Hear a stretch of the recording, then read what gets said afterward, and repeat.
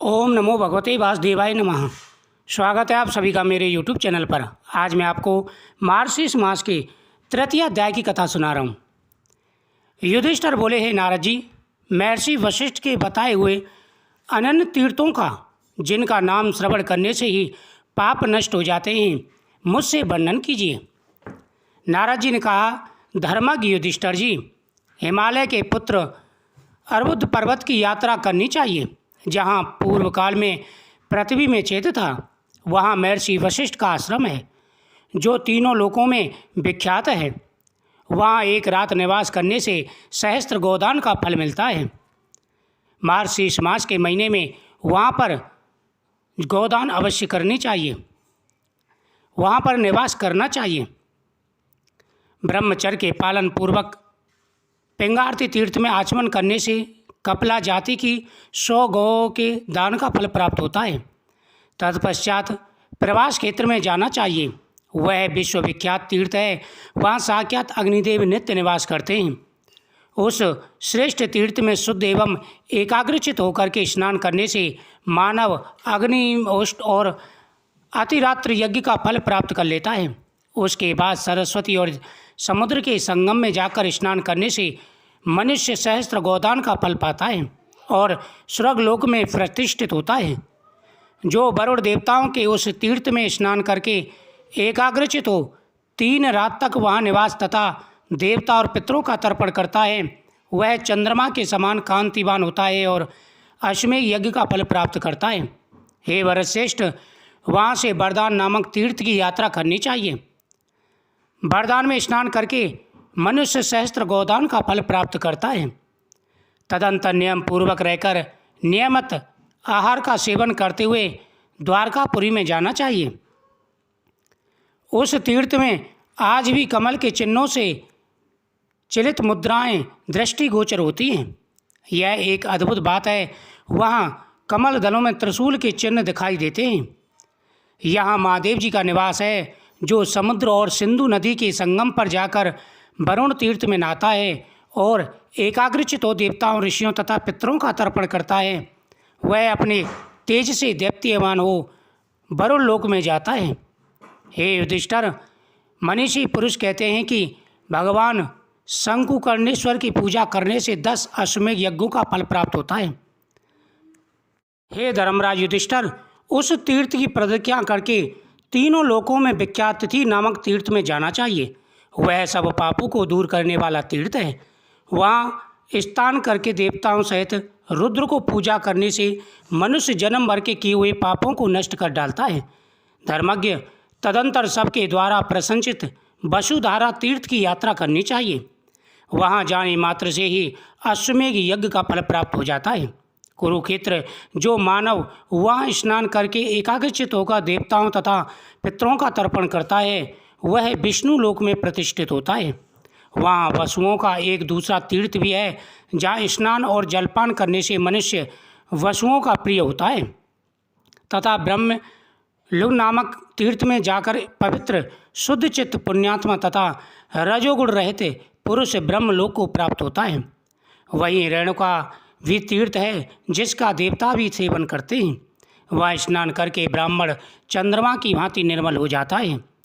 तदंतर पंचनंद तीर्थ में जाकर नियमित आहार ग्रहण करते हुए नियम पूर्वक रहना चाहिए। इससे पंच यज्ञों के अनुष्ठान का फल प्राप्त होता है। भरतश्रेष्ठ, तत्पश्चात भीमा नदी के उत्तम स्थान पर जाना चाहिए। वहाँ स्नान करने से मनुष्य कभी गर्भ में नहीं आता तथा 1 लाख गोदान का फल प्राप्त करता है। गिरि कुंज नामक तीर्थ तीनों लोकों में प्रसिद्ध है। वहाँ जाकर पितामह को नमस्कार करने से सहस्त्र गोदान का फल प्राप्त होता है। उसके बाद परम उत्तम विमल तीर्थ की यात्रा करनी चाहिए, जहाँ आज भी सोने और चांदी जैसे मत्स्य दिखाई देते हैं। नरश्रेष्ठ, वहाँ स्नान करने से वाजपेयी यज्ञ का फल मिलता है और मनुष्य सब पापों से शुद्ध होकर परम गति को प्राप्त होता है। कश्मीर में जो वितास्ता नामक तीर्थ है, वह नागराज तक्षत का भवन है। वह तीर्थ समस्त पापों को दूर करने वाला है। जो मनुष्य वहाँ स्नान करके देवताओं और पितरों का तर्पण करता है, वह निश्चित ही वाजपेयी यज्ञ का फल प्राप्त पाता है। उसका हृदय सब पापों से शुद्ध हो जाता है तथा वह परम उत्तम गति को प्राप्त करता है। वहाँ से मलद नामक तीर्थ की यात्रा करे। हे राजन, वहाँ संध्या आदि करके विधि पूर्वक आचमन कर अग्निदेव को यथाशक्ति चरु निवेदन करता है तथा पितरों के निमित्त दान देता है।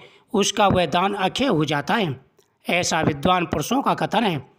वहाँ अग्निदेव को दिया हुआ चरु 1,00,000 गोदान, 1,000 अश्वमेध यज्ञ तथा 100 राजसु यज्ञों से भी श्रेष्ठ है। धर्म के ज्ञाता युधिष्ठिर वहाँ से दीर्घ सत्र नामक तीर्थ में जाना चाहिए। वहाँ जाने मात्र से मानव राजसु और अश्वमेध यज्ञ का फल प्राप्त करता है। सस्वान तीर्थ बहुत ही दुर्लभ है। उस तीर्थ प्रतिवर्ष कार्तिक पूर्णिमा को लोग सरस्वती नदी में स्नान करते हैं। उसी प्रकार से मार्गशीर्ष मास में भी स्नान किया जाता है। वह साक्षात सब्जी भांति कांतिमान होता है। जो पुरुष वहाँ पर स्नान करते हैं, साथ ही उसे सहस्त्र गोदान का फल मिलता है। कुरुनंदन जो कुमार कोटि नामक तीर्थ में जाकर नियम पूर्वक मार्गशीर्ष मास में स्नान करता है और देवताओं तथा पितरों के पूजन में संलग्न होता है, उसे 10,000 गोदान का फल मिलता है तथा वह अपने कुल का भी उद्धार कर देता है। महाराज, वहाँ से एक चित्र होकर के रुद्रकोटि तीर्थ में जाना चाहिए, जहाँ पूर्व काल में करोड़ ऋषियों ने भगवान शिव के दर्शन की इच्छा से बड़े हर्ष के साथ ध्यान लगाया था।